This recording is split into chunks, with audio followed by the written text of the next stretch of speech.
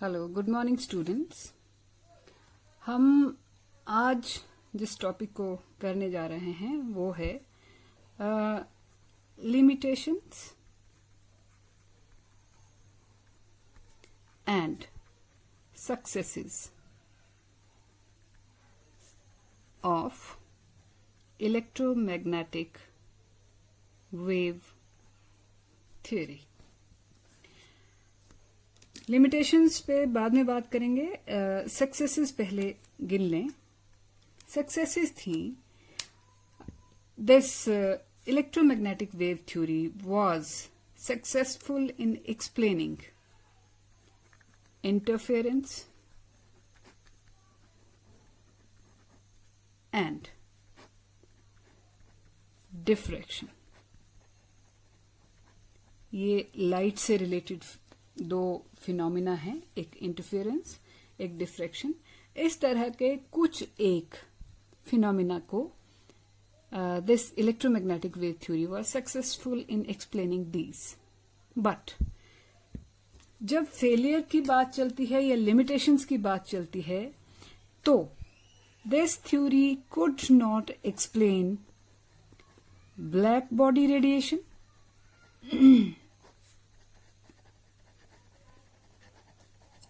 second is photoelectric effect,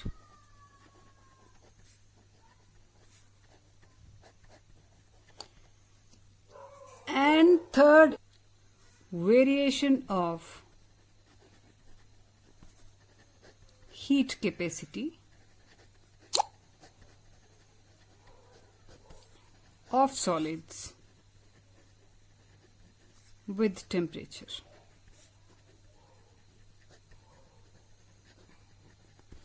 so success, इस theory के success या फेलियर को समझने के लिए रादर इन तीन चैलेंजेस को कि ब्लैक बॉडी रेडिएशन को ये थ्योरी एक्सप्लेन नहीं कर पाई, फोटो इलेक्ट्रिक इफेक्ट को और variation of heat capacity of solids with temperature, इसको एक्सप्लेन नहीं कर पाई। ये कैसे एक्सप्लेन नहीं कर पाई, ये जानने के लिए जरूरी होगा कि हमें पता हो that what is black body radiation.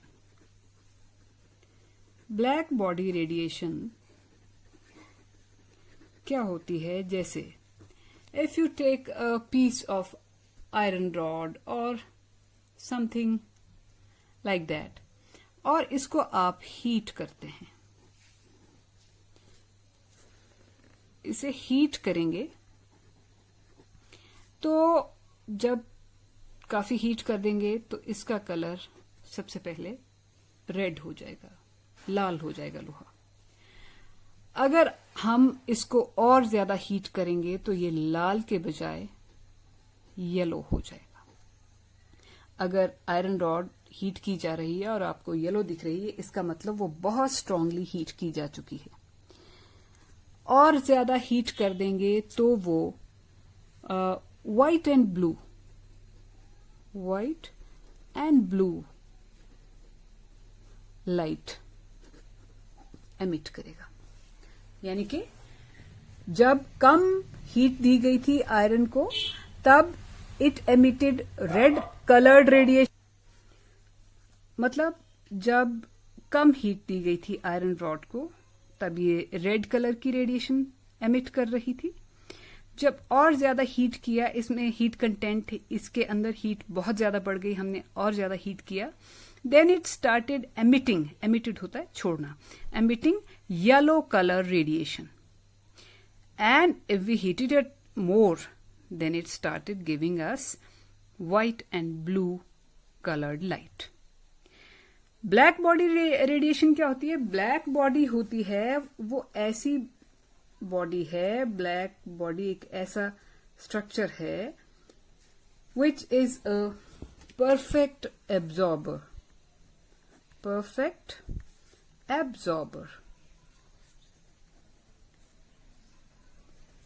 of radiations. Perfect absorber of radiations means इसके ऊपर जो भी रेडिएशंस पड़ेंगी ये इन सारी रेडिएशंस को एब्जॉर्ब कर लेगा, as well as perfect emitter of all kind of radiations, means इसके ऊपर जो भी रेडिएशंस डाली जाएंगी हर तरह की फ्रीक्वेंसी की रेडिएशन को ये एब्जॉर्ब कर सकता है, और जब एमिट करने की बात आएगी तो भी ये हर तरह की फ्रीक्वेंसी की रेडिएशन को एमिट भी कर सकता है। तो ये होती है ब्लैक बॉडी रेडिएशन। अब इलेक्ट्रोमैग्नेटिक वेव थ्योरी जो कहती है कि एनर्जी इज एमिटेड और एब्जॉर्ब्ड कंटिन्यूअसली।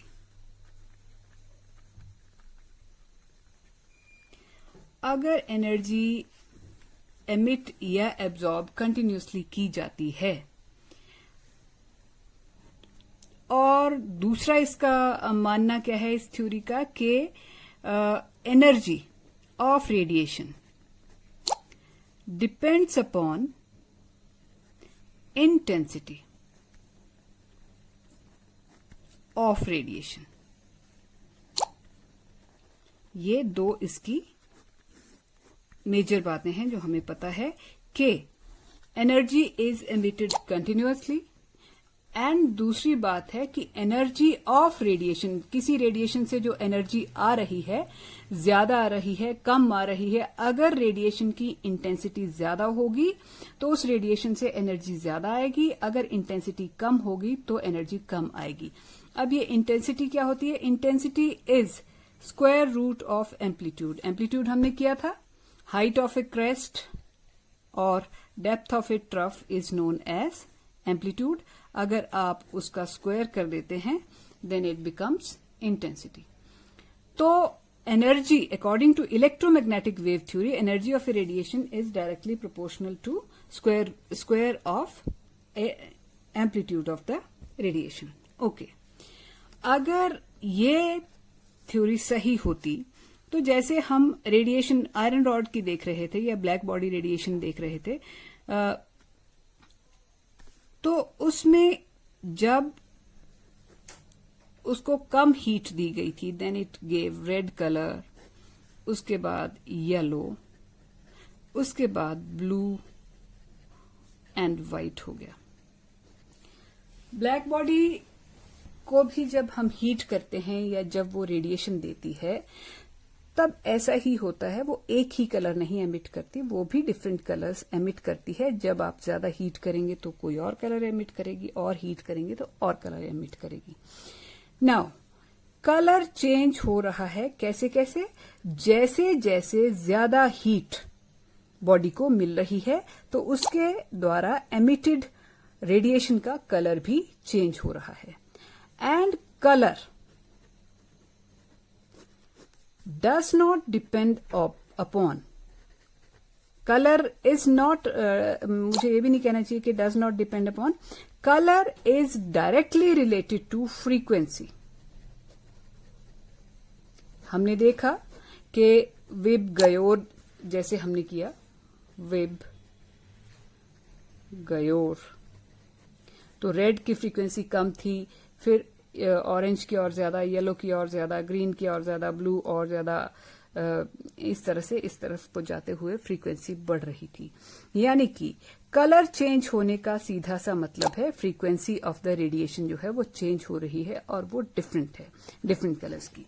तो रेड कलर की फ्रीक्वेंसी और है, येलो की और है, ब्लू और व्हाइट की और है। लेकिन इलेक्ट्रोमैग्नेटिक वेव थ्योरी कहती है कि एनर्जी, अब ये frequency, energy of the radiation is related to intensity. Intensity होता है कि जैसे रेड कलर लाइट हो तो उसकी इंटेंसिटी कम हो गई, डार्क हो तो ज्यादा हो गई, और डार्क हो तो और ज्यादा हो गई। अगर एनर्जी, अब यहां हमें साफ पता चल रहा है कि जैसे जैसे energy of body, energy of iron rod बढ़ रही है तो colour of the radiation change हो रहा है। जबकि इलेक्ट्रोमैग्नेटिक वेव थ्योरी की बात अगर सही होती तो colour of the radiation emitted change नहीं होना था। ये हो सकता था कि पहले लाइट रेड था, फिर थोड़ा सा डार्क रेड हो गया और फिर बिल्कुल डार्क रेड हो गया, ये हो सकता था। तब हम मान सकते थे कि एनर्जी और इंटेंसिटी का कोई रिलेशनशिप है। लेकिन यहाँ पे ऐसा नहीं हो रहा कि लाइट रेड, रेड और डार्क रेड हो रहा है कलर ही चेंज हो जा रहा है। जब कम एनर्जी है तो रेड कलर यानी कि कुछ और फ्रीक्वेंसी है, जब ज्यादा एनर्जी है तो येलो कलर यानी कि कुछ और फ्रीक्वेंसी आ गई, जब और ज्यादा एनर्जी हो गई आयरन रॉड में तो और कलर यानी कि और फ्रीक्वेंसी की रेडिएशन। तो यहां से तो हमें दिख रहा है कम एनर्जी और फ्रीक्वेंसी, ज्यादा एनर्जी और ज्यादा फ्रीक्वेंसी, और ज्यादा एनर्जी बहुत ज्यादा फ्रीक्वेंसी। कहने का मतलब है कि एनर्जी का रिलेशनशिप हमें साफ दिख रहा है कि फ्रीक्वेंसी के साथ है, जबकि इलेक्ट्रोमैग्नेटिक वेव थ्योरी कहती है कि इंटेंसिटी के साथ है, कि इंटेंसिटी कम होगी तो एनर्जी ऑफ रेडिएशन कम होगी, इंटेंसिटी ज्यादा होगी तो एनर्जी ऑफ रेडिएशन ज्यादा होगी, जो कि किसी भी ब्लैक बॉडी रेडिएशन के जो एमिशन है, ये एब्जॉर्प्शन है, उससे ये बात सपोर्ट नहीं होती। अगर ये थ्योरी सही रही होती तो किसी भी बॉडी को कम हीट पे भी वही कलर छोड़ना था, ज्यादा हीट पे भी वही कलर छोड़ना था, और ज्यादा हीट पे भी वही कलर छोड़ना था। हाँ, उस कलर की इंटेंसिटी चेंज हो सकती थी, लेकिन ऐसा नहीं हो रहा है, ये हम साफ देख रहे हैं।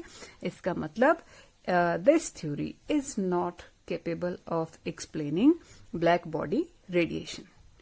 Next is photoelectric effect होता है if this is a piece of a metal.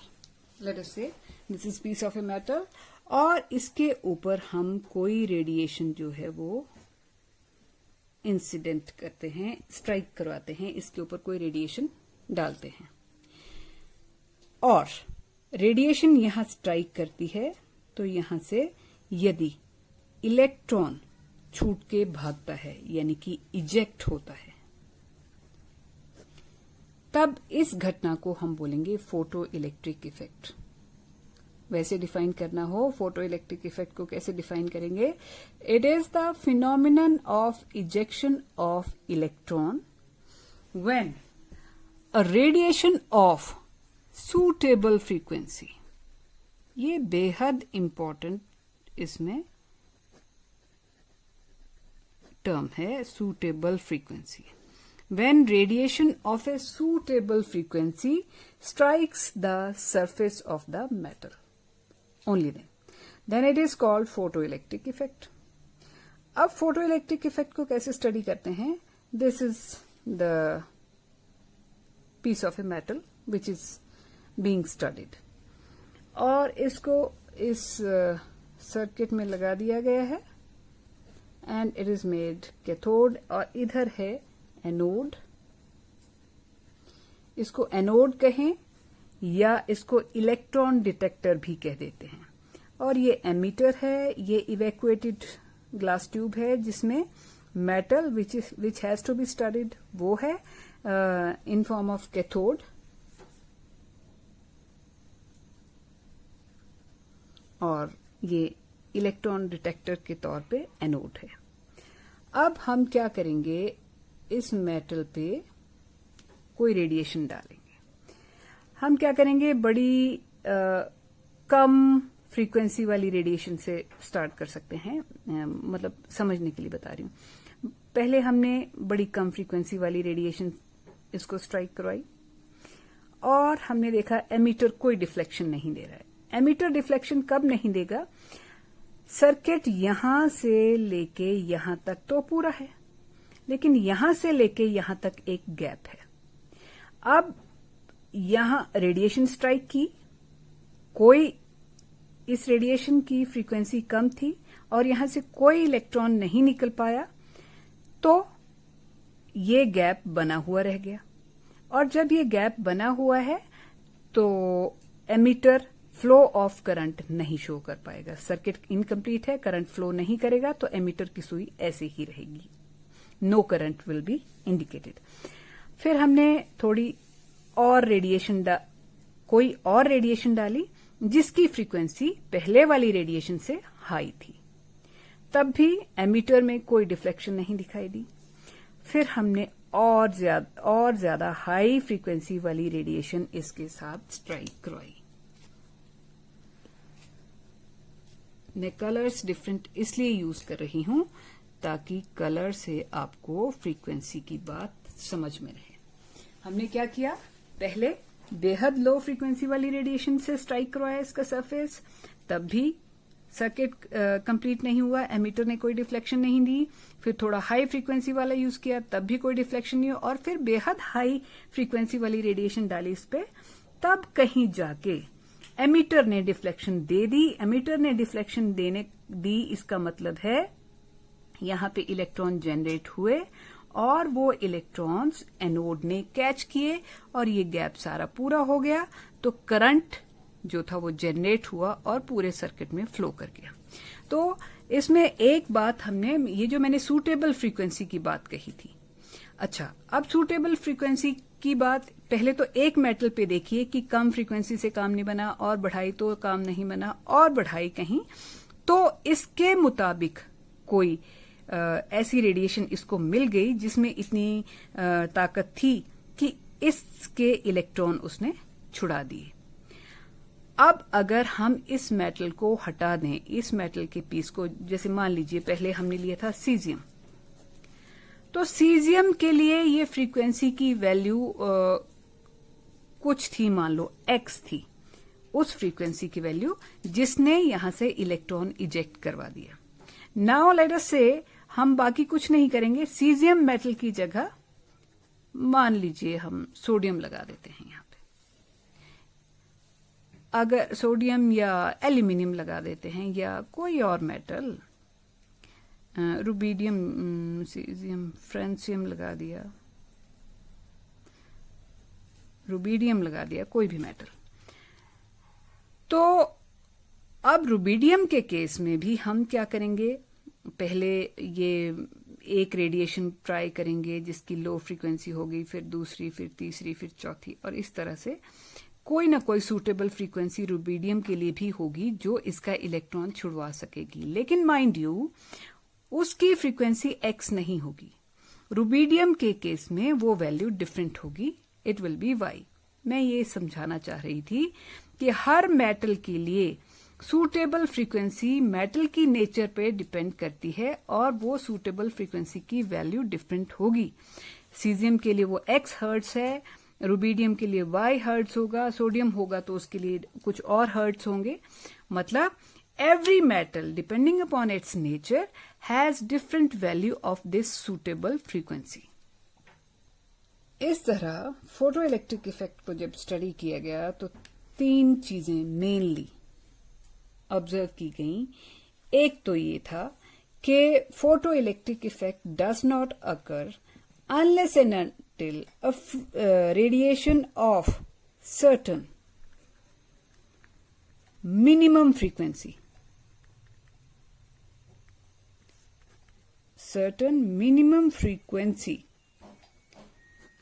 और इस सर्टेन मिनिमम फ्रीक्वेंसी को नाम दिया गया थ्रेशहोल्ड फ्रीक्वेंसी। थ्रेशहोल्ड वैसे दहलीज होती है, दहलीज के इधर रहे तो हम घर के अंदर हैं और दहलीज के इधर हो गए तो घर के बाहर, यानी कि दहलीज डिसाइड करती है कि हम घर के अंदर है या घर के बाहर हैं।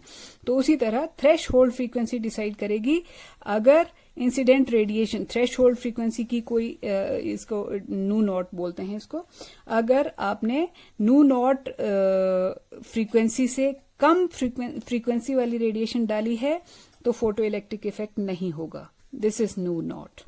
और अगर आपने जो रेडिएशन मेटल के ऊपर डाली है उसकी फ्रीक्वेंसी नू नॉट से ज्यादा है तो फोटो इलेक्ट्रिक इफेक्ट होगा। यानी कि नू नॉट डिसाइड करता है कि जो आपने रेडिएशन डाली है उसमें इतना दम है कि फोटो इलेक्ट्रिक इफेक्ट करवा दे या नहीं करवा पाएगा। So this is called that for every metal the certain minimum frequency which is required to eject electron is called threshold frequency। and if पहला पॉइंट ये था कि अगर if the frequency of incident radiation is less than threshold frequency then no photoelectric effect, short में लिख रही हूं, photo electric effect occurs।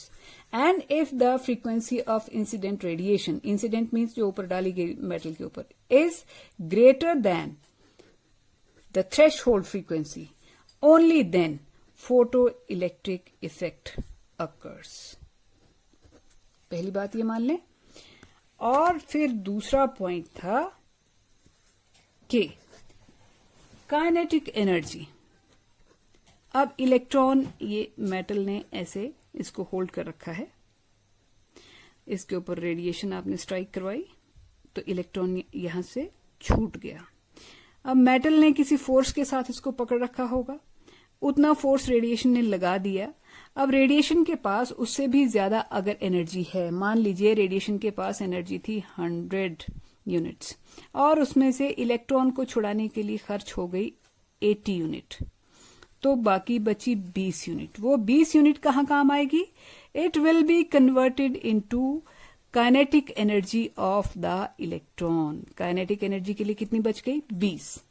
लेकिन यदि आपने रेडिएशन यूज की होती 120, उसका अमाउंट ऑफ एनर्जी होता, रेडिएशन में इतनी एनर्जी होती, और इलेक्ट्रॉन छुड़ाने के लिए तो 80 ही लगती, 80 यूनिट ही लगनी थी, तो बाकी कितनी बच गई? 80 यूनिट्स आपकी खर्च होगी, 120 आपने टोटल रेडिएशन से डाली, तो बाकी जो एनर्जी बची that will be converted into kinetic energy of the electron, that is 40।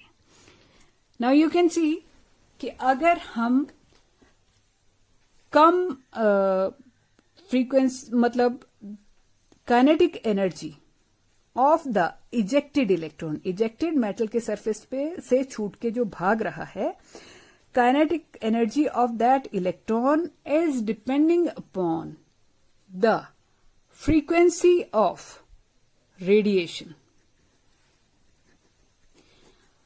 अगर रेडिएशन की फ्रीक्वेंसी हाई है, हाई के लिए शर्त वही रहेगी, है नू नॉट से ज्यादा, लेकिन अगर कम वैल्यू है इंसिडेंट, मतलब नू नॉट से तो ज्यादा है, इस चीज को ऐसे समझते हैं कि मान लीजिए नू नॉट की वैल्यू है 10 हर्ट्ज, मतलब मिनिमम क्वालिफिकेशन तो 10 है, और जो आपने रेडिएशन डाली है उसकी फ्रीक्वेंसी है, एक बार जो आपने रेडिएशन डाली उसकी फ्रीक्वेंसी है, और दूसरी बार हम रेडिएशन यूज करते हैं तब उसकी फ्रीक्वेंसी लेटर से हमने 20 हर्ट्ज वाली रेडिएशन यूज की।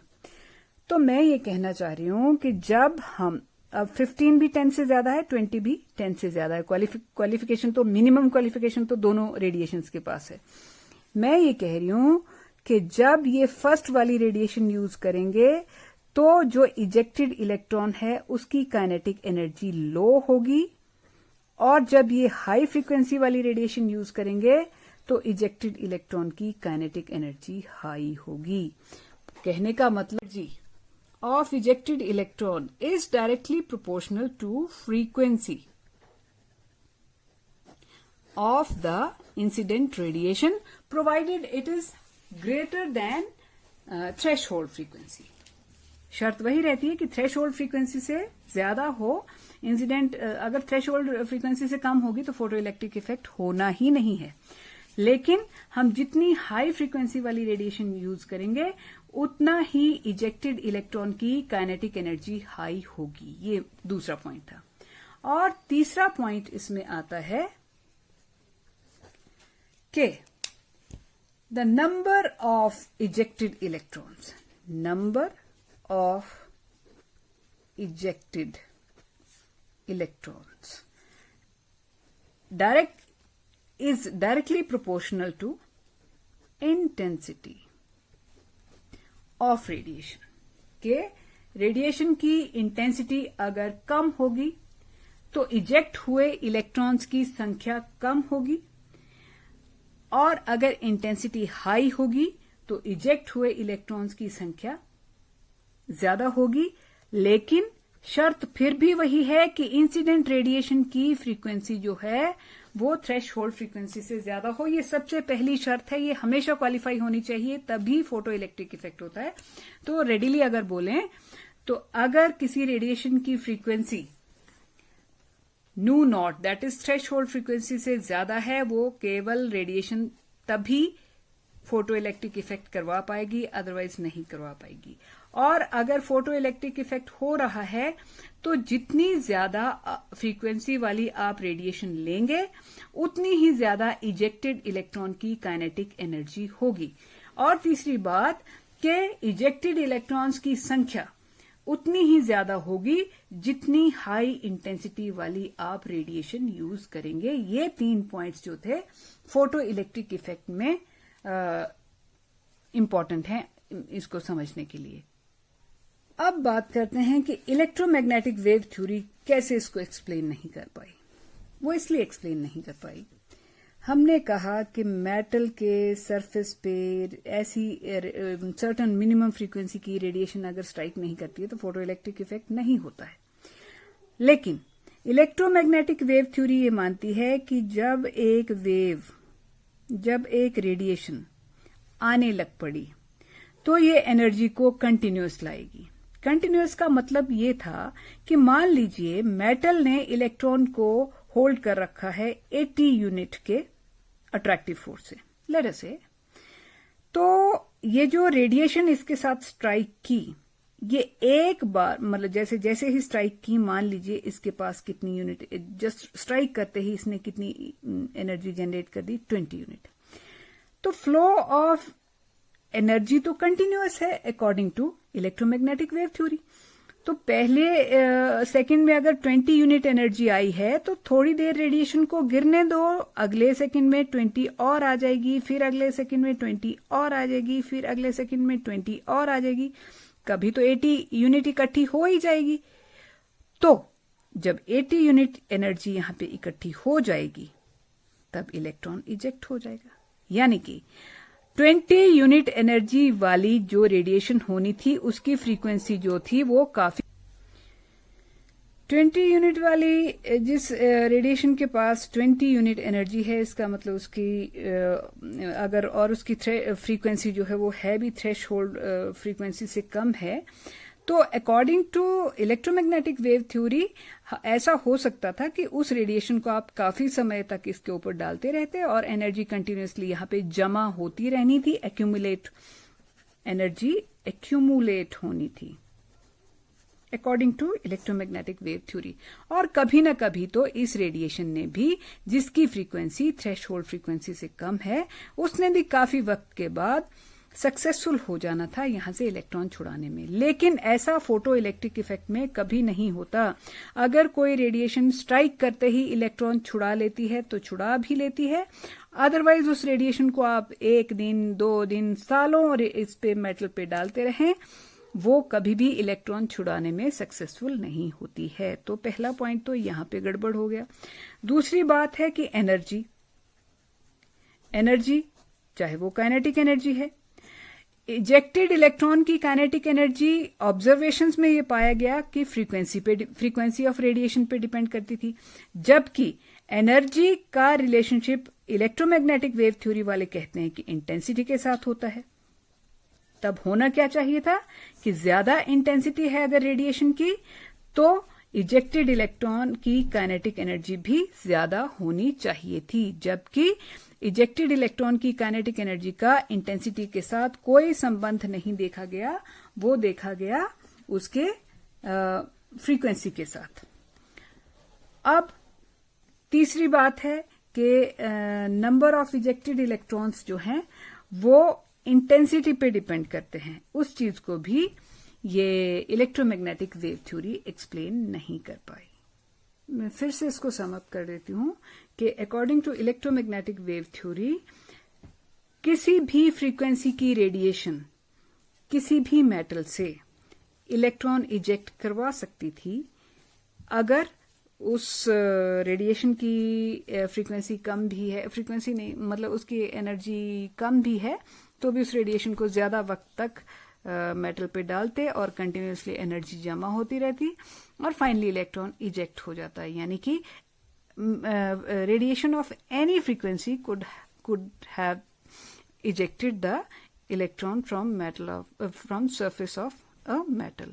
और दूसरी बात कि kinetic energy of the ejected electron किस पे डिपेंड करनी चाहिए थी, इंटेंसिटी पे, जबकि सच क्या है कि वो किस पे डिपेंड करती है, फ्रीक्वेंसी ऑफ इंसिडेंट रेडिएशन पे। अब इलेक्ट्रोमैग्नेटिक वेव थ्योरी तो इस फोटो इलेक्ट्रिक इफेक्ट को एक्सप्लेन नहीं कर पाई। प्लैंक्स क्वांटम थ्योरी के आधार पर इसको एक्सप्लेन किया गया था, जिसको हम नेक्स्ट लेक्चर में डिस्कस करेंगे। Thank you.